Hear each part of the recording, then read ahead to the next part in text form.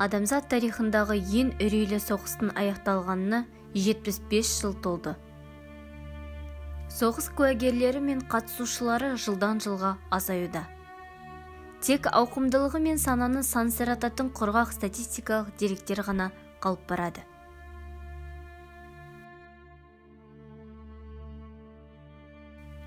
Ұлы Отан соғысы кезінде Қазақстанда 12 атқыштар, 4 кавалериялық дивизиялар, 50 жеке полктар мен батальондар жасақталды. Самарқанд кентінде бүгінде Теміртау қаласы 18 бен 40 жас шамасы аралығында 270 тұрғыны майданға шақырылды.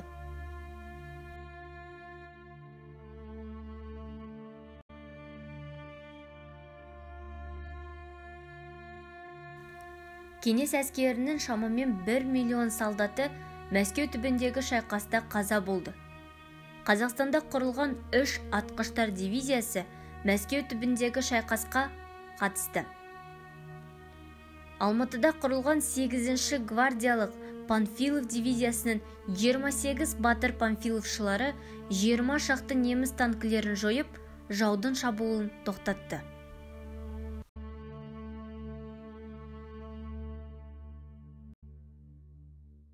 Ленинградтың қоршауы 872 күнге созылды.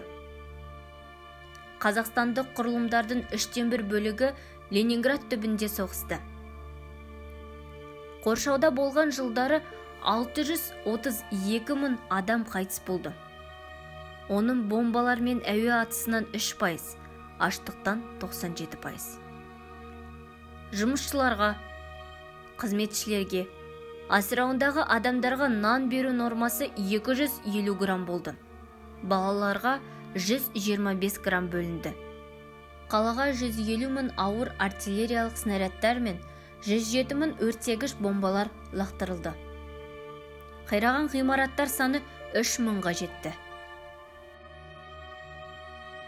Сталинград шайқасының ұзақтығы 200 күнге созылды. 1 миллион 300 мың кеңес солдаттары қаза тапты. Сталинград түбіндегі соңғы жауынгерлік ұшуда Кеңес одағының батыры ұшқыш қарағандылық Нүркен Әбдіров жаудың 6 танкісін, зениттік артиллерияның 2 нүктесін жойды. 760 мыңнан астам адам Сталинградты қорғағаны үшін медалімен марапатталды. 122 мың жауынгер Кеңес одағының батыр жұлдызына ие болды.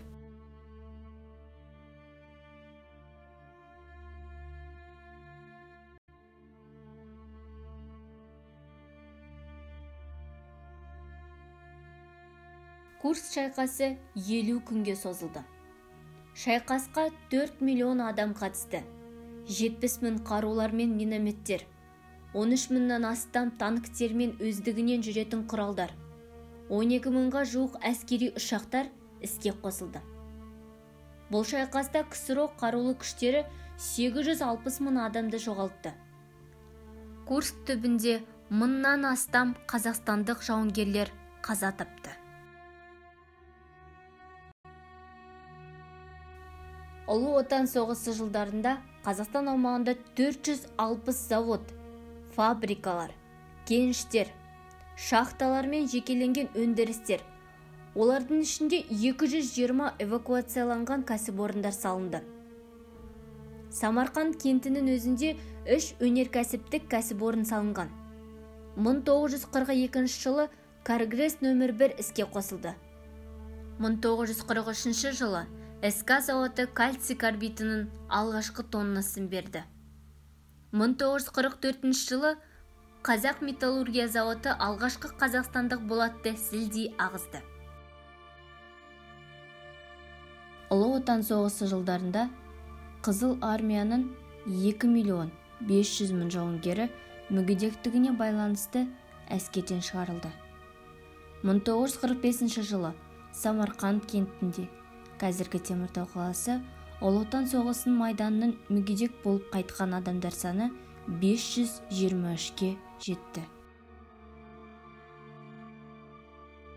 Соғыс жылдарында кеңес тұтқынына 2 миллион 389 мың 560 неміс әскери жауынгерлері алынды. КСРО аумағында 216 лагерлік басқарма және 2454 лагерлік бөлімше ашылды. Қазақстанда 50 лагер бөлімшесін құрайтын 7 лагерлік басқарма орналасқан. 1944 жылы Самарқанд кентінде неміс әскери тұтқындарына арналған 800 адамға есептелген лагер бөлімшесі ұйымдастырылды. Ұлы Отан соғысы жылдарында әскери қызметшілерді ордендермен және медальдармен марапаттау туралы 12 миллион 880 мың жарлық шықты. Ұлы Отан соғысы майдандарында соғысқан әрбір 5-ші адам марапатқа ие болды.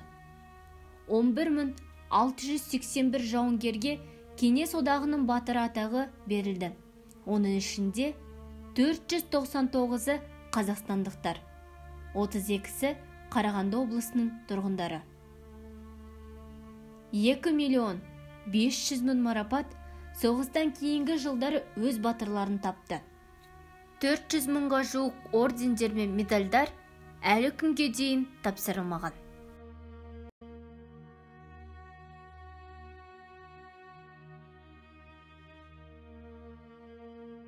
Ұлы Отан соғысы жылдарындағы КСРО-ның жалпы демографиялық шығындары 26 миллион 600 мың адамды құрайды. Оның 8 миллион 668 мың 400-і әскери жауынгерлер. 18 миллионы жай халық пен лагер тұтқындары.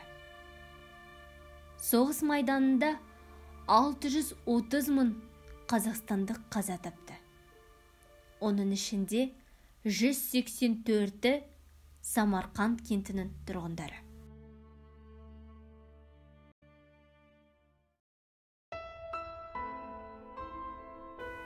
Бұл жоба теміртаулық суретші Юрий Пельтихиннің көмегімен жүзеге асырылды.